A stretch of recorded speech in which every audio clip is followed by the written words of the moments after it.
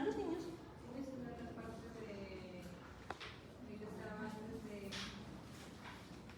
A los niños no los hemos mencionado.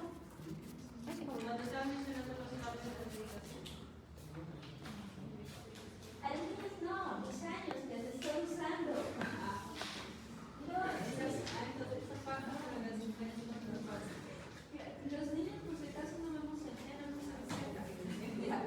Pero en este caso, ¿en qué quieres? ¿En el cambio? Sí, en el cambio postmenopáusico. Ya, en el cambio postmenopáusico, tú tienes que ver, por ejemplo, te detectaron los tuberculosis, tienes 55 años. Listo. Ya, puede que te hayan iniciado ralixifeno. ¿Es un anticonceptivo? Sí, es un anticonceptivo. Pero en este caso, ¿lo vas a usar realmente? No, realmente lo vas a cambiar en el tiempo. Entonces, ¿por qué? Porque también tiene efectos secundarios. Antibióticos, antibióticos que se pueden dar. Depende del perfil del paciente. Entonces, en este caso, puede que digas, yo no voy a usar ralixifeno, voy a usar glifosinato. Entonces, puede que tú digas, empiezo con alendronato porque le he encontrado que tiene densitometría más comprometida a nivel de antebrazo, caderas. Entonces yo le voy a empezar alendronato porque me cubre esas áreas. Y le estoy empezando una tableta semanal. Pasó un año y yo no tengo para que el familiar y el paciente no tienen para hacer los marcadores de resorción o formación. Entonces le están tomando su densitometría. Entonces yo puedo hacerle los sistemas o clínicamente hago la entrevista para ver el perfil del paciente y para ver su riesgo de refractura o mi apoyo del FRAX y ya está estandarizado para calcular el riesgo. Entonces yo calculo. Entonces, si yo veo que la densitometría veo que tenía menos 3 y ahorita está con menos 2.4, ¿me está respondiendo? Sí, me está mejorando. Se curó, mejoró para eso, pero no se ha curado, porque tú sabes que puede cambiar en el tiempo. Entonces, ¿qué es lo que hacemos? ¿Le quitamos el tratamiento? No. Realmente decimos, ¿cuánto podemos usarlo? Bueno, ¿cuánto tiempo podemos usarlo? Máximo hasta 5 años. Entonces, yo digo, estamos yendo, sigamos. Y le puedo tomar otro control al año o le puedo hacer el control a los 2 años. Y si veo que al tercer año ya le estoy tomando la densitometría y tiene menos 1.8, ya que es una osteopenia nada más, no ha tenido fractura, no ha tenido en este caso complicaciones con el medicamento y ahorita no tiene mayor riesgo, sin mayores patologías que usen medicamentos que favorezcan el mayor desarrollo de osteoporosis, está funcionalmente bien, entonces yo puedo descansar. Y le puedo descansar ¿cuánto tiempo? 1 año y medio, 2 años. 2 años generalmente por ejemplo con la enfermedad. Pero ¿qué pasa si a los 2 años tú la vuelves a ver y dices, fractura me fracturada? ¿Qué es fractura muñeca? Entonces le haces una nueva densitometría y de lo que tenía menos 1.8 la última vez que lo viste, ahora tienes menos 3.5. Entonces, le dice, vamos a regresar con el alendronato. Puedes hacerlo, pero puede que también digas, la paciente, ¿puedo regresar con eso? Sí, porque solo hemos usado 3 años. Y yo tengo chance, como son de depósito, llevarlo a los 5 o máximo prolongarlo a los 7. Entonces, pero lo malo es que pasando los 5, la chance entre los 7 y 8 años, está bien, es de que presente fracturas atípicas. ¿Listo? Y si presenta fracturas atípicas, pues tienes ya otra complicación, ya no vas a poder seguir con eso, vas a tener que cambiar. Pero puede que al paciente le digas, bueno, podemos seguir porque vimos, se acuerda, cuando estuvo con tratamiento mejoró y todavía tenemos 2 años para usarlo por el tiempo de depósito. Iniciamos. Pero ¿qué pasa? Que le digas, no doctora, pero yo sinceramente me sentí tranquila cuando lo dejé porque ya tenía muchas molestias abdominales o capaz se sobreagregó ahora un compromiso renal. Y de repente se ve una depuración renal de 90, ahora está en 45. Entonces tú dices, en esto le ofrezco mejor otra opción que podemos usarlo bien, a pesar de su comorbilidad renal agregada, que no tiene el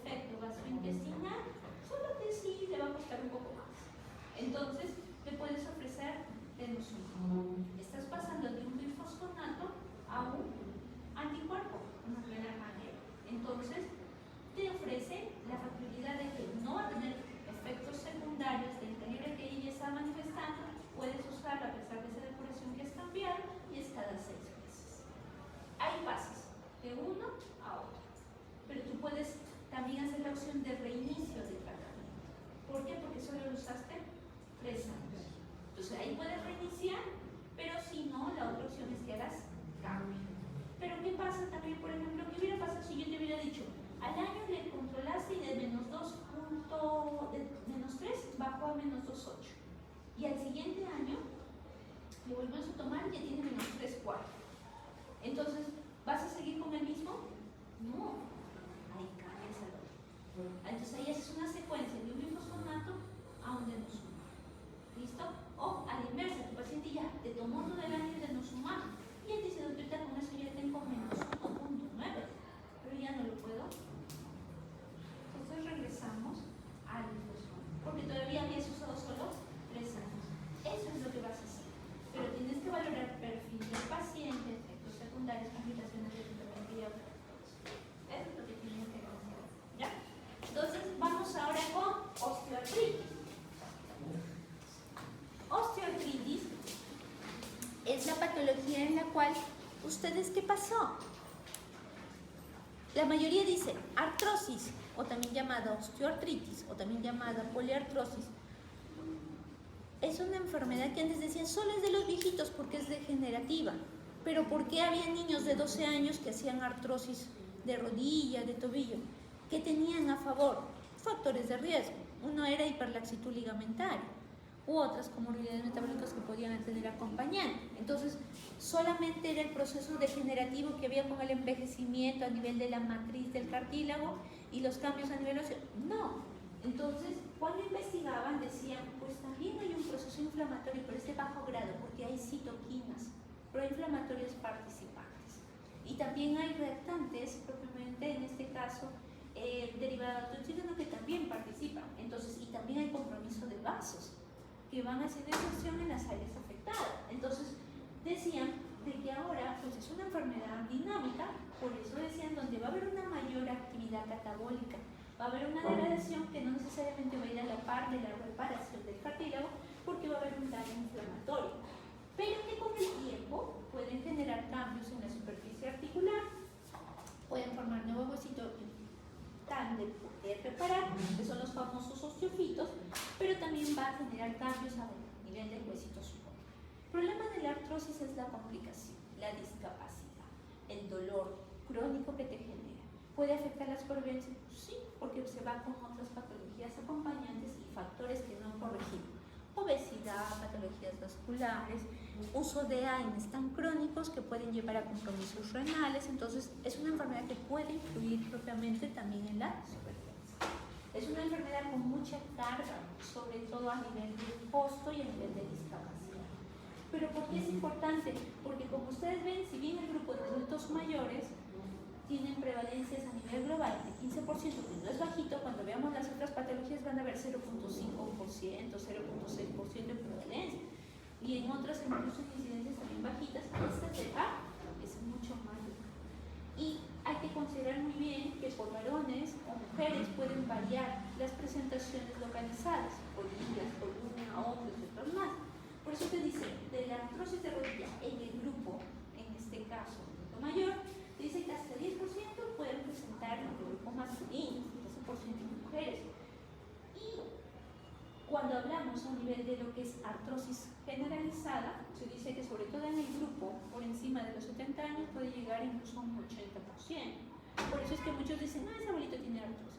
Claro, puede tener por su factor etario, pero también por las otras comorbilidades y factores que vamos a ver a continuación.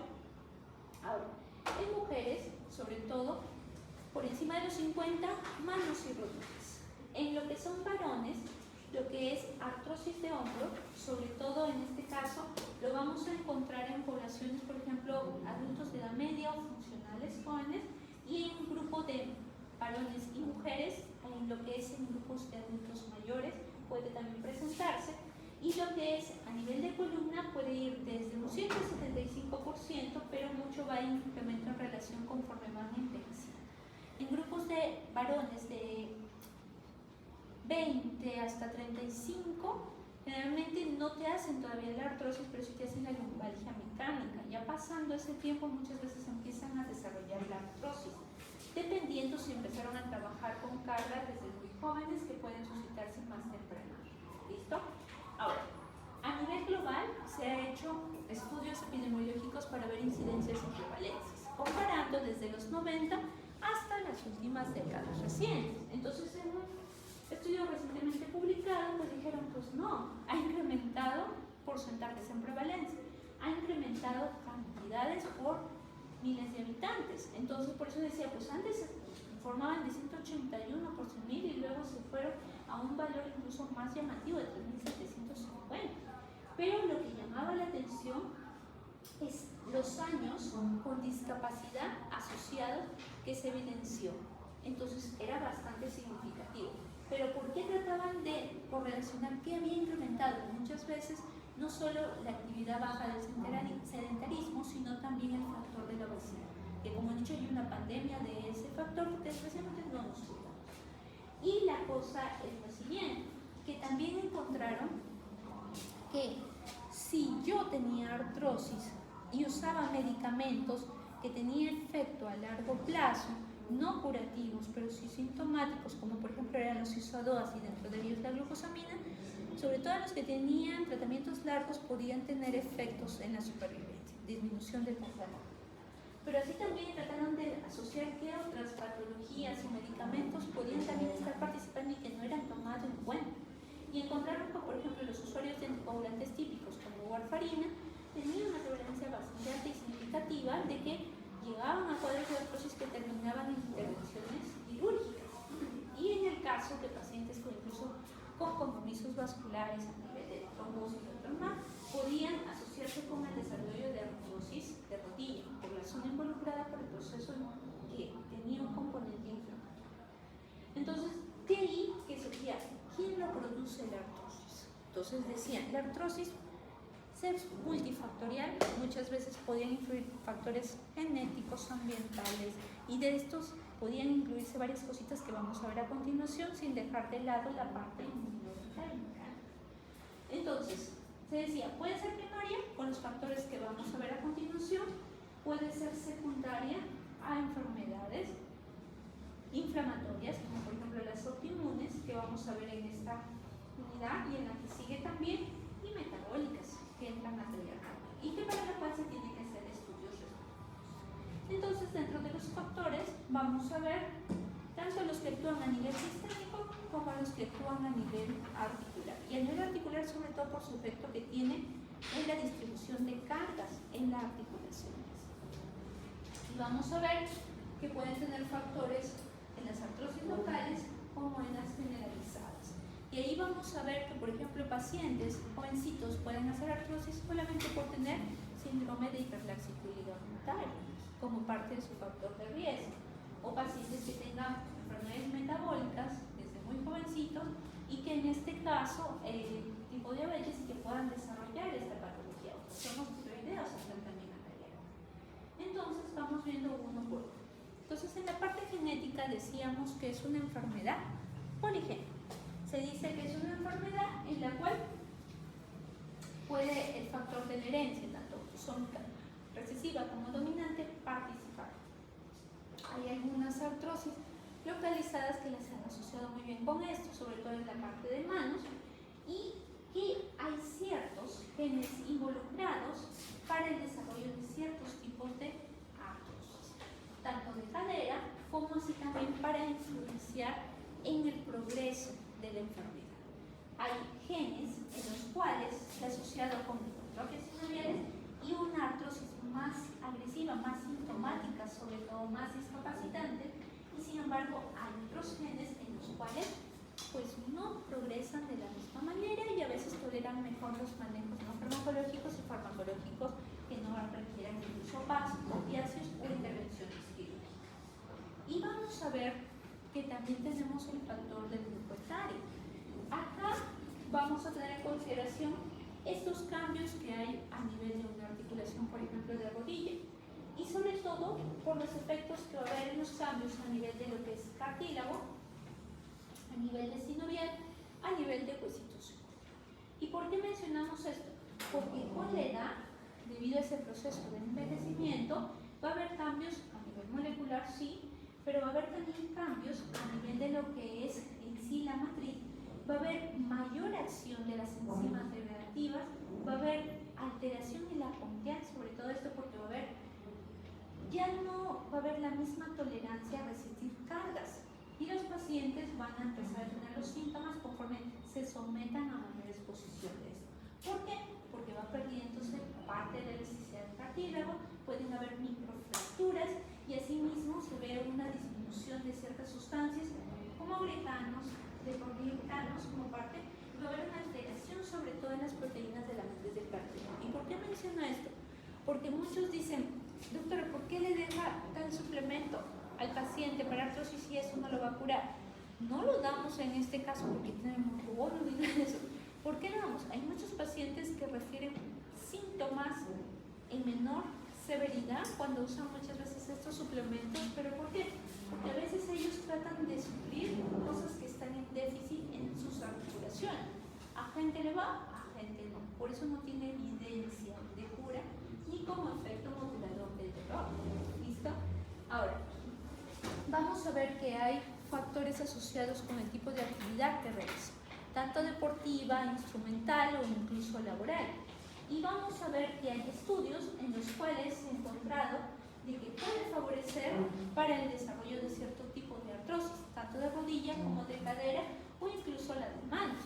¿Y por qué? Porque actividades pues no levanto mucho peso, pero su trabajo capaz involucra que esté de pie horas o que esté sentada horas, o que incluso esté en posición de movilización recurrente de manera repetitiva durante el día, y en este caso todos ellos pueden favorecer tanto para artrosis de rodilla como para cadera, o los que hacen trabajo con pinza, o sea, por ejemplo, tejidos, bordados, uso de maquinaria, los que paran así, haciendo procedimientos utilizando también bastante estos deditos pinza, tienen riesgo hasta para artrosis de manos. Entonces, la actividad laboral no necesariamente por microtraumatismos recurrentes, por caídas, por ejemplo en los basquetbolistas, en el deporte, no, sino también por una actividad recurrente, repetitiva en las horas del día y el tiempo para eso. Entonces, vamos a ver que hay otros factores. Los traumatismos en sí, por ejemplo, los que han tenido roturas meniscales o compromiso de ligamentos a nivel de rodilla, tienen más riesgo de desarrollar. Hasta 4 veces pueden desarrollar. 4 veces el riesgo se incrementa para las artrosis de rodilla. Las fracturas, muchos decían de que había la controversia en de que la presencia de artrosis se asociaba a una disminución de fractura, mientras que otros no encontraban factor protector. ¿Y por qué? Porque decían que el área donde había la esclerosis subcondural y la presencia de osteofitos tenía la capacidad de reducir fracturas, pero solo ahí, en ese lado. Y en las otras áreas de la articulación, pues no tenía mayor efecto, ellas podían fracturarse. Entonces, por eso es de que esta afirmación de que más bien esto te protegía para el otro no era así. Más bien podía darse un círculo vicioso. Y en relación a la alineación articular y la deformidad articular, muchas veces va a depender qué tipo de deformidad y el impacto que va a tener sobre la parte media de la articulación afectada. Y es importante que consideremos este punto porque esta va a influir a desarrollos de artrosis, sobre todo en extremidades inferiores, en rodillas y en cadera. La discrepancia en las medidas de las extremidades también influye. Por eso se dice de que cuando hay una diferencia de longitud superior de 1 a 2 centímetros en pierna, puede favorecer el desarrollo de artrosis de rodilla de la pierna más cortita. Entonces, esto también por eso podían ir factores locales cuando estábamos viendo para el desarrollo de artrosis. Las comorbilidades, sobre todo las que tienen un componente proinflamatorio, cuadros depresivos crónicos, fallas cardíacas crónicas, cardiopatías. Por eso es que el estudio Framingham tuvo mucho paciente con artrosis y que muchas de ellas están asociadas con el envejecimiento. Son patologías crónicas que están asociadas a eso. Pero dentro de ellas, la que ha tallado más en las últimas décadas es la diabetes. Y por el efecto que tiene, sobre todo con citoquinas proinflamatorias. Ahora, la menopausia, sobre todo, vamos a ver que puede ser un factor influyente, sí, también, sobre todo en el grupo de mujeres posmenopáusicas que desarrollan artrosis de rodillas o incluso en las de músculos. Y vamos a ver de que no debemos olvidar que en la mujer premenopáusica la prevalencia de artrosis es prácticamente igual a la de los varones, pero ya cuando pasa a la fase posmenopáusica, esta puede ser mucho mayor, muy llamativa. ¿Dónde se vuelve a equiparar? Cuando están en el grupo de adultos mayores. Ahí tratan de ir a la par. Y la obesidad. La obesidad ¿Por qué lo mencionamos separadito y grandote? Porque cuando veamos manejo con evidencia, van a enfocarse mucho en el peso. ¿Y por qué? Porque la obesidad tiene un efecto en la cual va a haber un cuadro de microinflamación local y sistémica que puede favorecer a que se dé y mantenga el cuadro de artrosis. Y con el tiempo se lleve a la complicación más temida, la discapacidad. Ahora, tenemos que considerar que esta no solo va a producir esto, se va a asociar con otras entidades. Sarcopenia, por si acaso, es una enfermedad que involucra masa muscular. Disminuye la masa musculoesquelética. Nosotros lo medimos generalmente, hacemos con DEXA, que es así como cuando medimos la densitometría para la osteoporosis. Medimos en este caso índice de masa muscular esquelética y eso generalmente se asocia con debilidad muscular, que se puede medir con fuerza de agarre, o en este caso desempeño funcional disminuido. Y muchos van alfa, por eso es que también hay lo que se llama obesidad sarcopenia. ¿Por qué hemos puesto acá y no más adelante estas diapositivas? Porque lo que yo quiero, no importa, dirán, pues yo veo un montón de colorcitos, pero sobre todo quiero que ustedes vean a los marcaditos de colores. ¿Por qué queremos que vean a los marcaditos de colores? Enfoquen su visión en la parte de los vasitos, en las citoquinas proinflamatorias, en la estructura de los osteocitos y de los osteoclastos. ¿Y por qué? Porque lo que estamos enfocando es una imagen de lo que es parte de microambiente que va a haber a nivel del huesito. Y en este caso, como recuerden, una articulación donde se genera la artrosis y compromiso del cartílago, justo tenemos el huesito ahí anexado inmediatamente. Entonces tenemos que valorar esto. ¿Y por qué mencionamos esto? Porque en etapa temprana de la artrosis, los osteocitos van a regular positivamente todavía la expresión del Ranelli. ¿Se acuerdan del Ranelli? Lo mencionamos en osteoporosis. Si se acuerdan del OPG, que también lo vimos en una de las diapositivas, estaba en relación con uno de los efectos de las células formadoras. En este caso, los osteoblastos van a producir una sustancia que es lo que va a mejorar que sobre todo en este caso se mantenga una modulación óptima, sobre todo de lo que es la formación del mejor huesito. Sin embargo, también emite ciertas sustancias que pueden tener un efecto en la diferenciación de lo que son los osteoclastos, que son las de acá.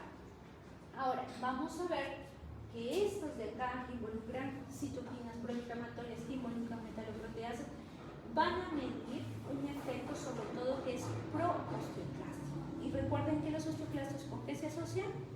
Resorción ósea. Y en este caso vamos a ver que también paralelo a esa resorción, esto también va a ir a la mano con un cuadro que se llama angiogénesis. Y esta angiogénesis y osteogénesis va a favorecer la liberación de de acá. ¿Y por qué me importa este? Porque este también tiene repercusión sobre el RAN y también sobre otras proteínas.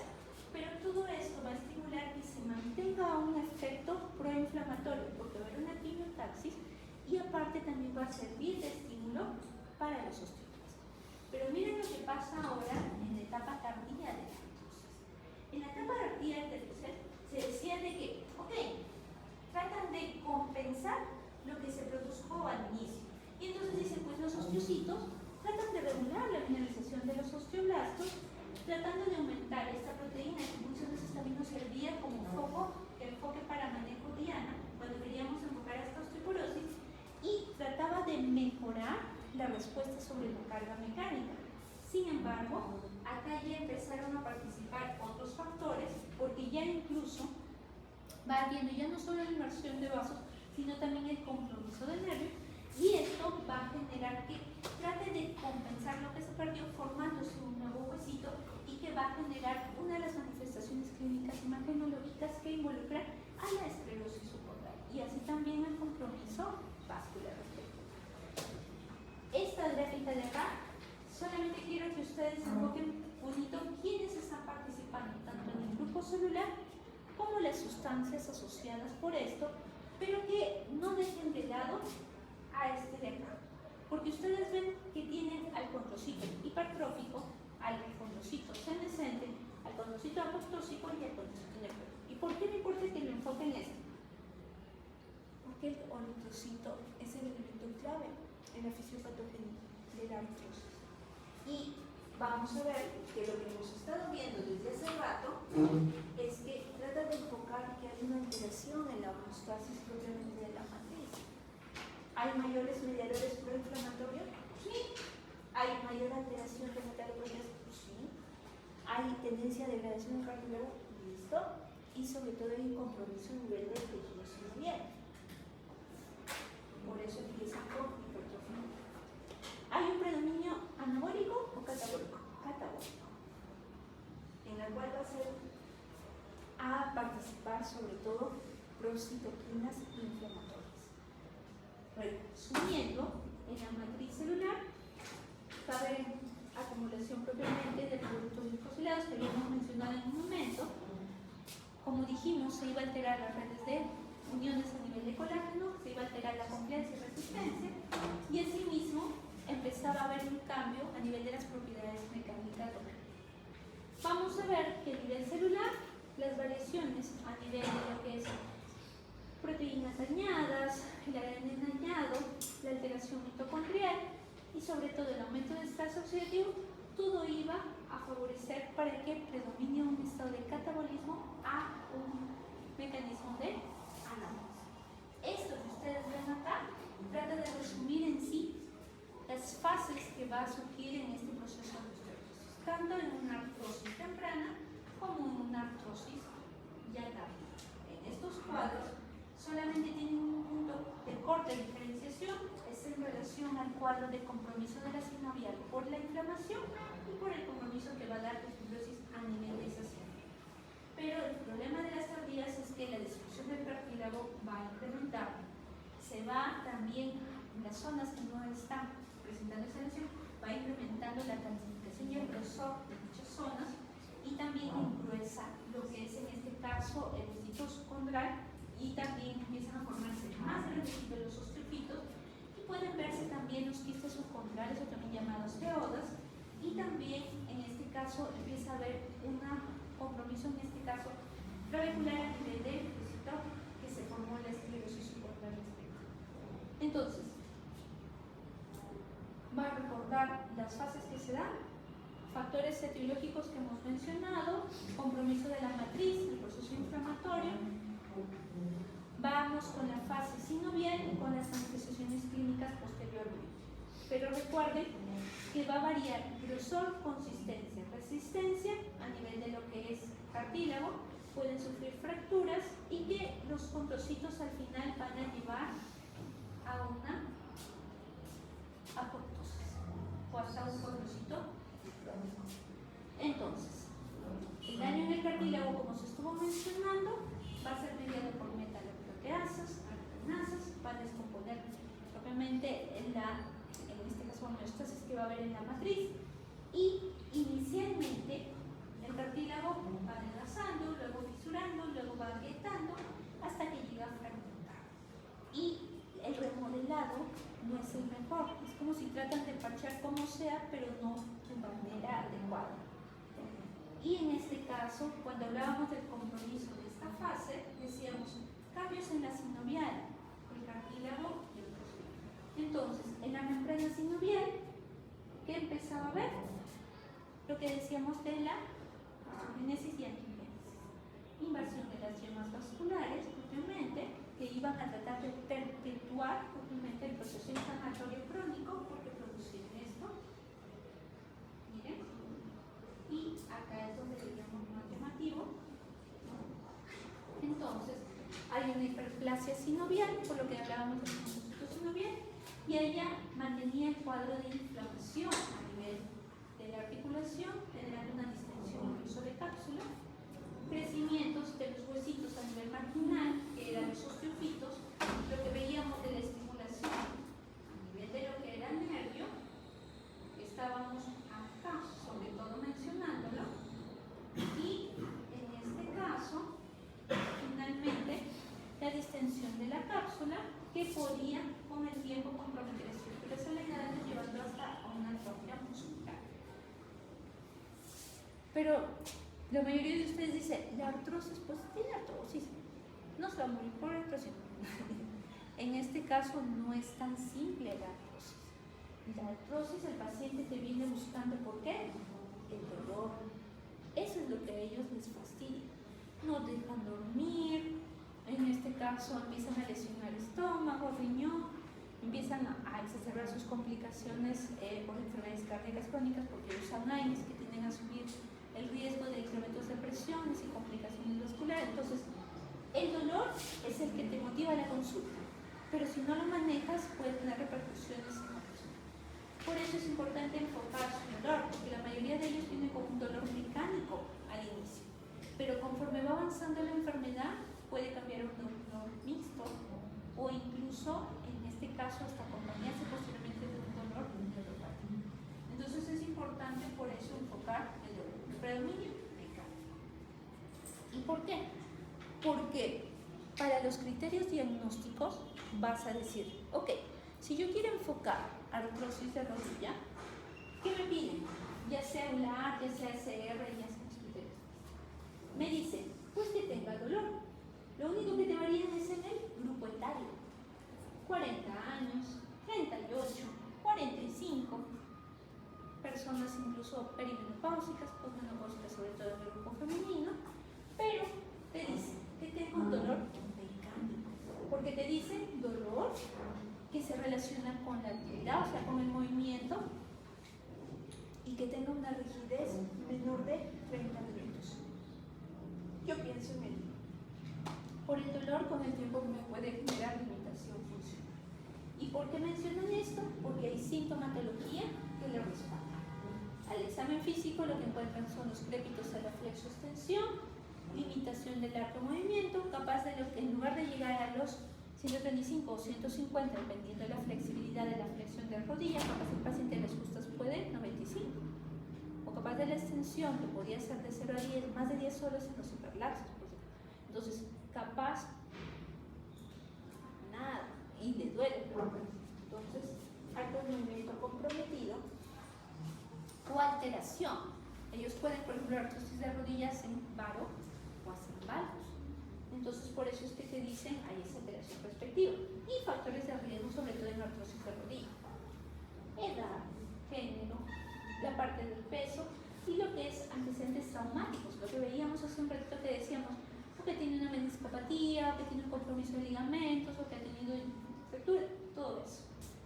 Y puede que el examen físico, pues tú veas una tumefacción de la articulación, con dolor al movimiento y con crujidos al examen. Entonces, criterios de enfoque para artrosis de rodilla. ¿Cómo lo corroboras? Radiografía. ¿Listo? Criterios clínicos para lo que es artrosis de cadera. Entonces, en artrosis de cadera, dolor, igual, de preferencia mecánico. Y 2 de 3, marcador inflamatorio normal y presencia imagenológica que te sugiera artrosis. Entonces, ¿cuál es la imagen que te está favoreciendo?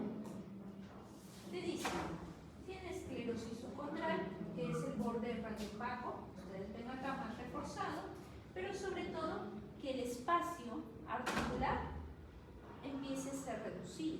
Hay un pinzamiento asimétrico. ¿Ves el grosor acá? Mide el grosor acá. ¿Está igual? No, está más disminuido. Igual acá. ¿Está igual? No, está reducido. Entonces, por eso es que te dicen signos, en este caso, sugerentes.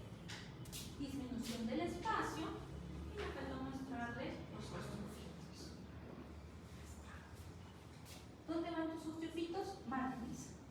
¿Lo ven acá? Las terminaciones C como piquitos. Entonces, tienes signos radiográficos de cadera. ¿Por qué te piden el marcador menos de 20? Porque cuando veamos artritis infecciosa o artritis inflamatoria de esta zona, los marcadores van a elevarse. Eso diferencia. Y en artrosis de columna, más bien lo que ves es, puede tener un dolor, pero no de tipo inflamatorio. Puede ser un mecánico o hasta con caracteres de dolor radicular como acompañante. Por eso te dicen específico. Y en este caso, tú valoras de que cuánto está comprometiendo su funcionalidad tanto esas actividades previamente de actividad laboral como posteriormente las de autocuidado, y ya solo en estadios avanzaditos signos o síntomas de radiculopatía, la serie positivo, Colby positivo, Bragan positivo, Neri retrasado, los que te pueda comprometer. ¿Listo? Entonces, solo cuando hay signos sugerentes de mielopatía, el estadio.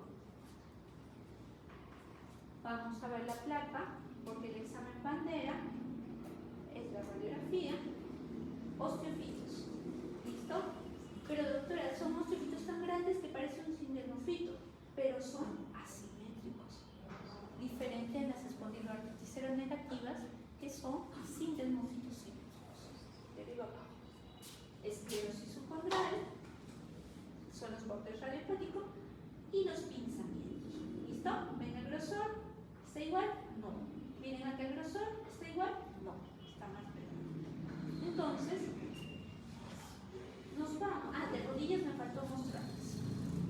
Esclerosis subcondral, disminución de espacio. ¿Miren el grosor acá? ¿Miren el grosor acá de la articulación? ¿Es igual? No. Acá igual. Esclerosis y miren los osteofitos. Son los bordes. Acá se ven más bonitos. Osteofitos. Acá lo ven acá, pero va la esclerosis subcondral y el pinzamiento asimétrico. Bien, notorio. Osteofitos, esclerosis, artrosis. Ahora nos vamos con artrosis de manos. Artrosis de manos me dicen, recuerden, artritis reumatoide le gusta proximal y artrosis le gusta distal y medio. Entonces, las distales, las proximales y solamente coge la primera metacarpo cuando está haciendo una risartrosis. Por eso dicen base del pulmón. ¿Listo? Y en este caso, ¿tienen rigidez matutina? Si tiene rigidez, es menos de 30 minutos. Y generalmente no es que todos los días se levante con el dolor. Puede tener dolor un día, 2 días o hasta casi 5 a 6 días. Pero no es un dolor de corte inflamatorio, que es un dolor permanente, que es diario, que es frecuente, como les decía. En cambio, en la artrosis no. En la artrosis se dice, bueno, que tenga dolor o molestias de rigidez, al menos en una de las articulaciones, entre la 2 y la quinta de las interfalángicas distales, o de la segunda y la quinta de las proximales, o que tenga la primera interfalángica, o que tenga la de base vertebral. Por eso es que les decía esta y esta, distales, proximales y la base. Ese es que te coge la de las manos. Y con rigidez menor de 20. ¿Por qué? Porque te piden por lo menos 9 de 15. ¿Y qué te da el puntaje? Te da 3 puntos si es que son mayorcitos. ¿Se acuerdan cuando veíamos prevalencia de artrosis de mano? Decíamos por encima de los 40 o 45, por menopáusicas en adelante. Entonces, si tú te enfocas, 55 a 64 tiene 2 puntos, 65 más tiene 3 puntos.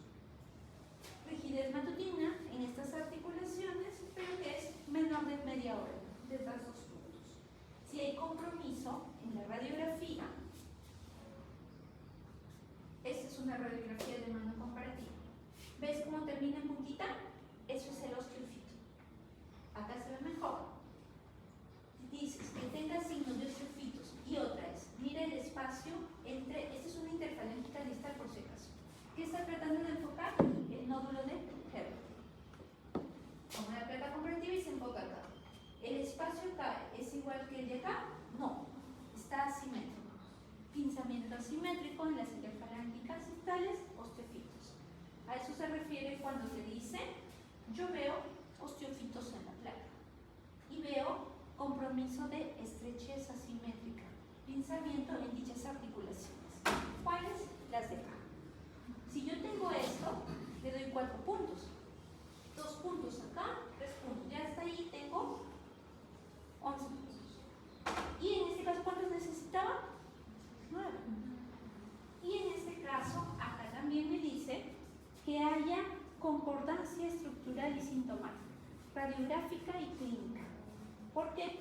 Porque la mayoría tiene concordancia, pero no todas. Hay gente que puede tener sus nódulos de Herbert que son patónicos, y eso mucho y después no me duele. No tengo molestia y me duele la rodilla. Entonces, no necesariamente va a haber concordancia en eso, pero sí la mayoría lo tiene. Entonces, el examen bandera para artrosis, radiografía. Clasificación que utilizamos, ¿qué mide? Osteocitos. ¿Qué mide? Pinzamiento. ¿Qué mide? Esclerosis subcondral. ¿Qué mide? Quistes y gestos. Pero van viendo que conforme avanza el grado, 4 grupos son los que valoran. Esta era una placa, por ejemplo, de mano, tenía sus nódulos de verde. Y esta es una avanzadita, porque hasta tiene su luxación distal. Pero acá se ve mejor ver osteofito, esclerosis subcondral, pinzamiento asimétrico. Entonces, acá hay otra plaquita. Esta es la de hombro. Porque en la de mano también pueden ustedes ver mejor. Osteofito, esclerosis subcondral, pinzamiento. Y en la de hombro, articulación acromioclavicular, el espacio reducido y la esclerosis subcondral. La ecografía, en este caso, vamos a ver de qué puede ayudarme, sí, sobre todo cuando yo tengo duda, que capaz mi paciente está con sinovitis, o que en verdad sea una artrosis erosiva. Pero recuerde que la artrosis erosiva, la erosión no es marginal, sino es central, y sobre todo en las interferencias distales. Vamos a ver que podemos en la ecografía ver los osteofitos, podemos ver derrames articulares, podemos ver omiso de tendinitis, pues, las tomografías me sirven sobre todo para las artrosis de presión axial, en columna, y también cuando yo quiero valorar una articulación que voy a hacer en rodilla. La gamografía que ayuda, por ejemplo, cuando el paciente tiene un dolor articular difuso, pero tiene marcadores inflamatorios negativos, factor negativo, entonces tu otra posibilidad es esa artrosis. Te puede ayudar también dando signos sugerentes de hipercaptación focal, sobre todo relacionada con ciertas zonas con artrosis, como son geodas o esclerosis de hueso superior. Y hay exámenes que yo puedo tomar cuando estoy postulando en una artrosis secundaria.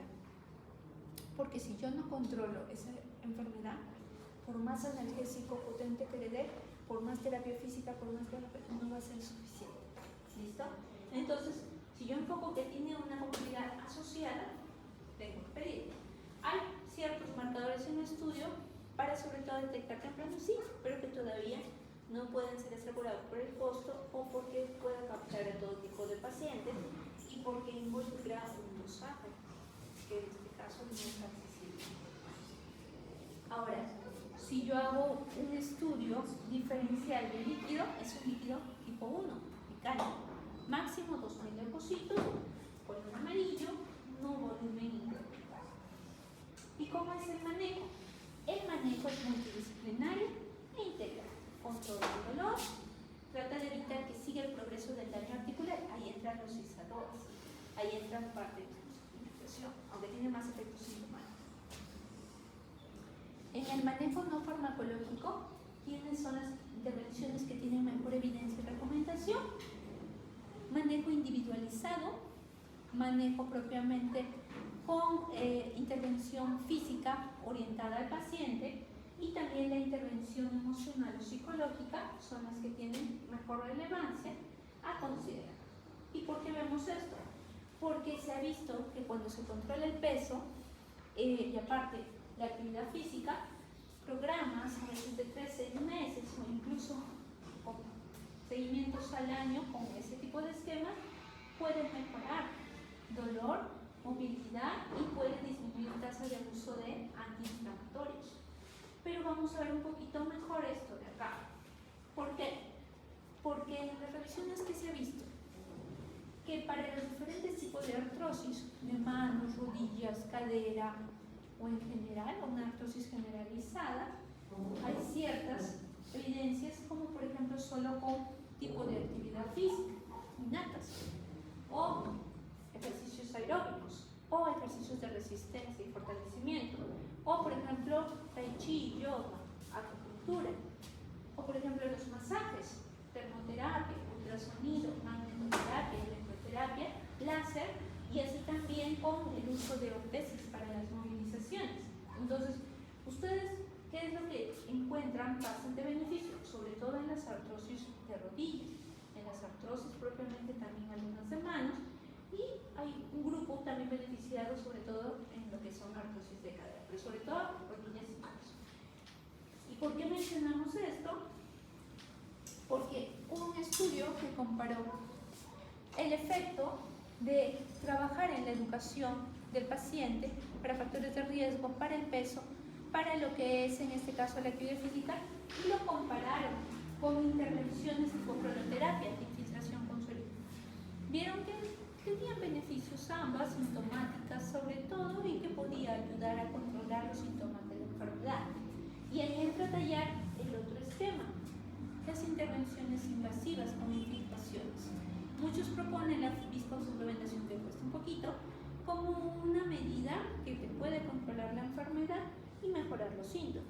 Sin embargo, hasta el momento tiene su recomendación personalizada en los pacientes como efectos sintomáticos. Lo usan tempranamente, por ejemplo, muchos deportistas lo usan en ciertos grados de artrosis, que puede servir como ayuda, pero los corticoides es la que podemos usar en diferentes grupos etarios o grados como efecto sintomático.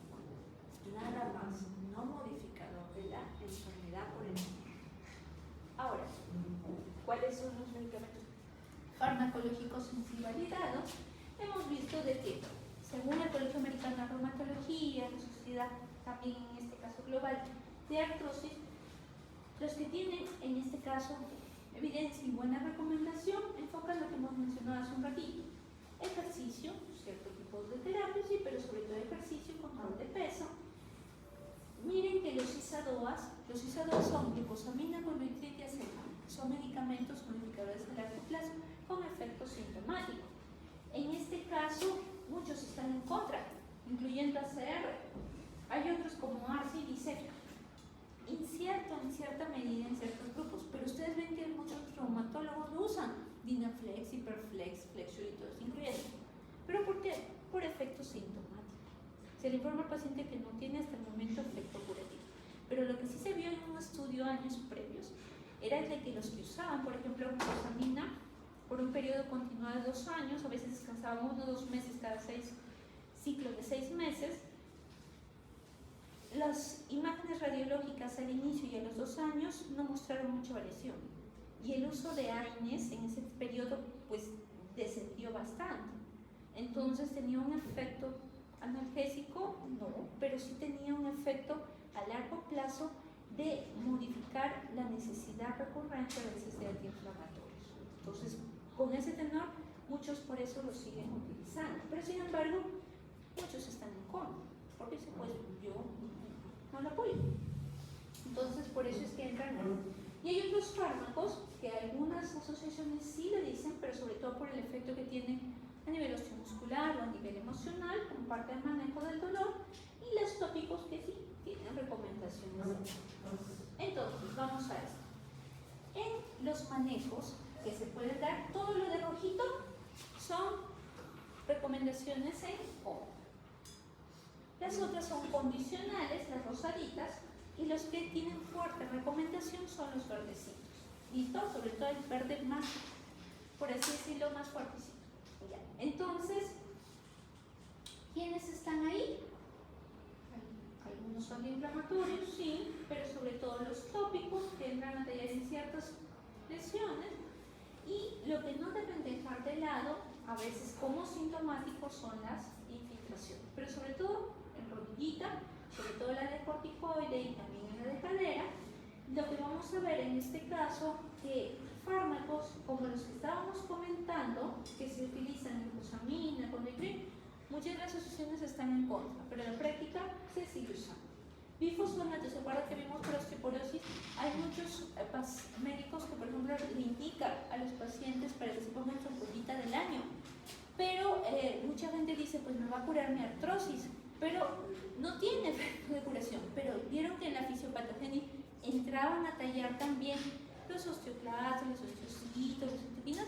Hay pacientes que cuando le ponen la ampollita, pues dicen, ya no me duele nada, pero tú le explicas que no tiene ese efecto propiamente de curación de la artrosis, pero por la fisiopatogenia algunos pueden verse beneficiados.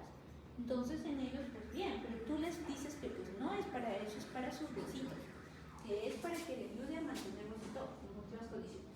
Y van a ver, por ejemplo, la infiltración de solución salina es parte de cronoterapia. Lo que es plasma rico de plaquetas, dicen condicionalmente en contra, porque hay algunos pacientes que surge como una alternativa porque no pueden pueden usar los otros fármacos. Entonces, ¿qué otros manejos han evaluado?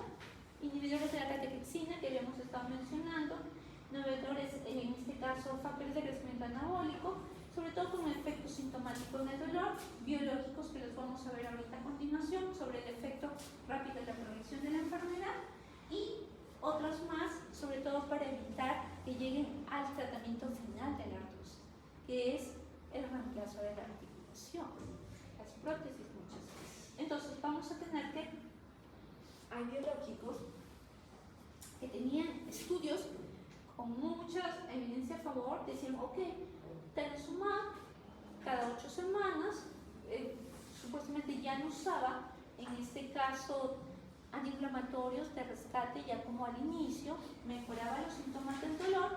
Sin embargo, se veía que había un desbalance entre lo que era el beneficio que podía ofrecer y el riesgo que podía tener sobre la evolución de la enfermedad.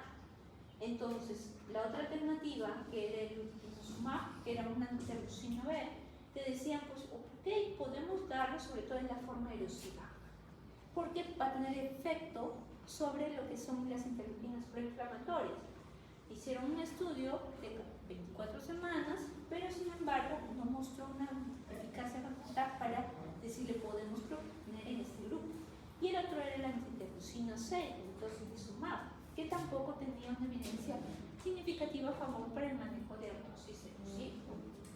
Como decíamos que artrosis va con ciertas comorbilidades, como era diabetes, propusieron también el uso de, en este caso, un agonista a lo que es el receptor del péptido similar al glucagón, que tenía efecto sobre azúcar y peso, pero aparte el paciente hacía el control de peso como lo que era dieta, actividad, y en ello se pudo evidenciar de que había una disminución de los síntomas, disminuía la progresión de la lesión del cartílago lesionado. Sin embargo, en este caso decían, hay una disminución de la incidencia de cirugía, pero parece que el efecto del control del peso, más que el del control glucémico, ha tenido un poquito más de relevancia a que en sí solo el medicamento. ¿Listo? Entonces, por eso decía, pues le falta para que tenga un mayor sustento. Entonces, ¿habían otras opciones? Sí, todas las de los que buscaban restaurar el huesito subcondral, los que trataban de inhibir la formación de nuevos vasos para formar angiogénesis y osteogénesis. Habían otros que trataban de controlar según la modulación del microambiente del hueso subcondral. Entonces, con propuestas sobre todo en qué cosa, en los síntomas y en la remodelación. Sin embargo, todavía no hay resultados concluyentes a favor para extrapolarizarlo en todas las personas. Finalmente, entonces, hasta el momento, ¿cuál es el manejo a favor tanto para artrosis de manos, rodillas, cadera, que son las más usuales? Actividad física, programas incluso individualizados para el manejo del dolor con el control de actividad física o terapia acompañante. Hay alternativas, como hemos estado mencionando, estamos trabajando esta parte, pero en el manejo sintomático, tanto la versión tópica como la versión oral, o los cuadros de infiltraciones, o en este caso hasta los opiáceos, que tienen dolor bastante severo, o el uso de, en este caso, controladores del dolor y manejo de la parte emocional como la efectina, entran aquí. Pero acá sí consideran un poquito a apocrina y a la capsaicina tópica. Entonces, ¿por qué? Porque está en el grupo cis-2 que se vio en este caso al tiempo que podía disminuir tasa de uso de medicamentos. ¿Listo? Pero los que tienen bastante en contra por las asociaciones, porque en la práctica clínica van a ver que lo utilizan tanto para artrosis no erosiva como erosiva, pues se entran a tallar. Pero muchos de ellos van a ver que lo siguen utilizando porque hay un subgrupo de pacientes que sí les beneficia. ¿Listo? Entonces, eso es